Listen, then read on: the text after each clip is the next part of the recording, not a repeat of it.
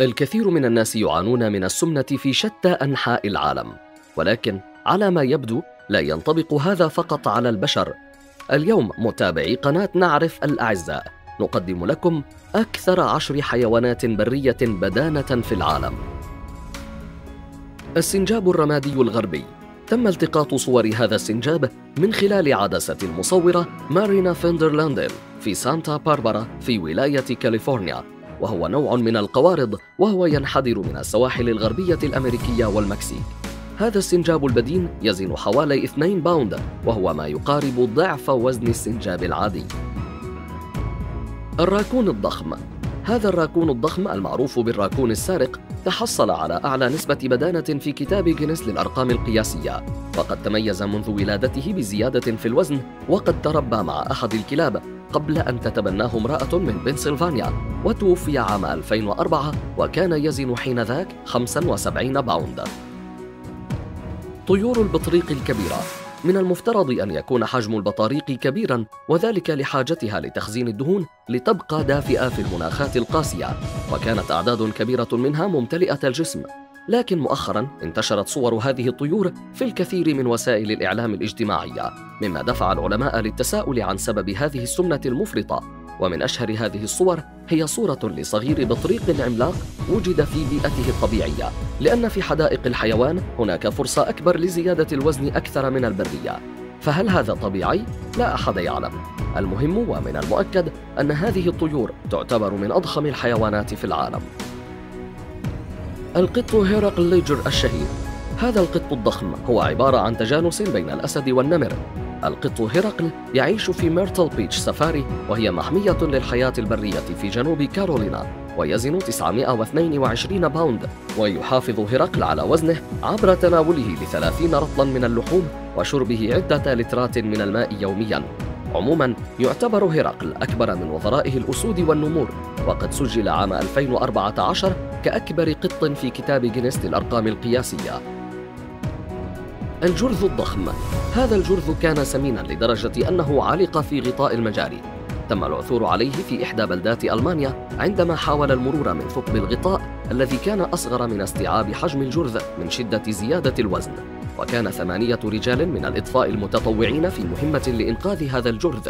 في العادة يعتمد رجال الإطفاء على الفئران لتخبرهم عن الثقوب التي يمكن إصلاحها من خلال الوركين وشعيراتهم، ولكن يبدو أن الفئران السمينة لا يمكن الاعتماد عليها بتاتا، لأن هذا الفأر أساء تقدير حجم الثقب فيما يتعلق بوزنه. تم إنقاذ الفأر وأطلق سراحه في البرية مرة أخرى، وهو الآن حر لتناول قدر ما يريد. الأسد البدين. من غير المألوف أن تكون حيوانات البرية تتميز بزيادة الوزن، لأن معظم الحيوانات تحتاج إلى البحث عن الطعام للبقاء على قيد الحياة، مما يجعلها رشيقة. وعلى سبيل المثال الأسود تعيش في الأماكن التي يتوفر فيها الطعام بكثرة، وهذا هو السبب في صور خط الدهون وهي في بيئتها الطبيعية، مما يجعل هذه الصور تصل إلى مواقع التواصل الاجتماعي مثل بينترست ويوتيوب. هذه الأسود تعاني من زيادة وزن بطونها الضخمة. هذه الصورة في تناقض حاد مع ما نتوقعه من رؤية الأسود بجمالها وقوتها ورشاقتها. ومن الغريب أن نرى الأسود تعاني من زيادة في الوزن بهذا الشكل. استنتج العلماء أن هذه الأسود أكثر كسلاً من البقية، ولكن أكثر عدوانية عندما يتعلق الأمر بالأكل ونسبته للفريسة. الأورانغوتان. أضخم قرد غابة في العالم.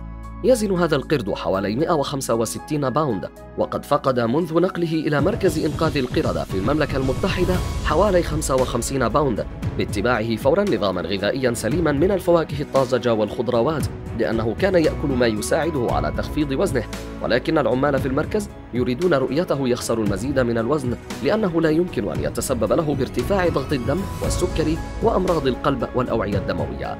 الأورانغوتان يمكن أن يسبب مشاكل لمحيطه إن لم يعالج. أسد البحر الضخم. يعيش هذا الأسد البحري في كابو سان لوكاس في المكسيك، وهو معروف بمودته للسكان المحليين كملك أسود البحر، وقد تعود أن يتحصل على غذائه من الصيادين المحليين، فهو يقفز في مؤخرة القارب ليتم إطعامه بسبب أكله المتزايد. تظهر عليه علامات السمنة، وهو الآن يعتبر أضخم أسد بحر في العالم. النمور المرقطة. ظهرت صور عديدة لهذه النمور في حديقة هاربين شمال شرق الصين، حيث ظهرت وهي تعاني من زيادة في الوزن مما سبب قلق نشطاء الحيوان.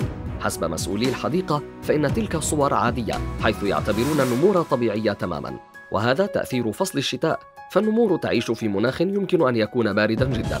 ومسؤولو الحديقة يدعون أنها بحاجة إلى الدهون الزائدة لمساعدتها على البقاء نشيطة ودافئة. أنشئت هذه الحديقة للحفاظ على النمور المرقطة، وتحتوي على 800 نمر، وقد وضع نظام غذائي صارم حتى يتمكنوا من الحفاظ عليها بصحة جيدة ووزن صحي. قرد الدهون. تعود هذا القرد على العيش في شوارع بانكوك الساحلية قبل أن يتم القبض عليه وإرساله إلى مزرعة خاصة لينقص وزنه. فهذا القرد يعاني من السمنة المفرطة، حيث يزن حوالي 59 باوند، والذي يعتبر وزناً ضخماً مقارنة بالقردة العادية من نوع المكاك التي تزن بين 17 و 22 باوند، فوزنه حرفياً وصل ل3 أضعاف متوسط الوزن. قضى هذا القرد معظم أيامه في البحث عن الطعام المحلي في الأسواق، وقد اكتسب الكثير من الوزن، فبطنه حرفياً كان يجرها على الأرض، ولهذا يجعله المسؤولون يتبع حمية لتخفيض وزنه أسبوعياً 5 باوندات ليطلقوا سراحه مرة أخرى في البرية. ولكن مع ذلك يعتقد العلماء أنه سوف يعود إلى عادته الغذائية وزيادة وزنه، وفي كلتا الحالتين لديه وزن ضخم يضمن له الصدارة في قائمتنا من أكثر حيوانات برية ضخامة.